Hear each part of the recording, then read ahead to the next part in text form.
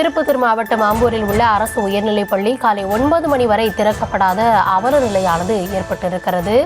இதனால் மாணவர்கள் அங்கு அரை மணி நேரத்திற்கு மேலாக காத்திருக்க வேண்டிய சூழலும் ஏற்பட்டதாக கூறப்படுகிறது. அது குறித்து ஒரு அண்மை செய்தியை பார்த்து வருகிறோம். ஆம்பூர் கஸ்பா பகுதியில் செயல்படும் அரசு பள்ளி காலை 9 மணி வரை திறக்கப்படவில்லை என புகார் கூறப்படுகிறது. 9:10 மணிக்கு வந்த ஒரே ஒரு ஆசிரியர் பள்ளியை திறந்ததை அடுத்து மாணவர்கள் உள்ளே சென்றிருக்கிறார்கள்.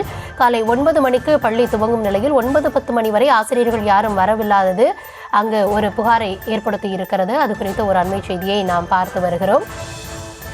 ஆம்பூர் கஸ்பா பகுதியில் செயல்படும் அரசு பள்ளி காலை 9 மணி வரை திறக்கப்படாத நிலையில் 9:10 மணிக்கு வந்த ஒரே ஒரு ஆசிரியர் பள்ளியை திறந்ததை அடுத்து அங்கு வெகு நேரமாக காத்திருந்த மாணவர்கள் பள்ளிக்கு உள்ளே சென்றிருக்கிறார்கள்.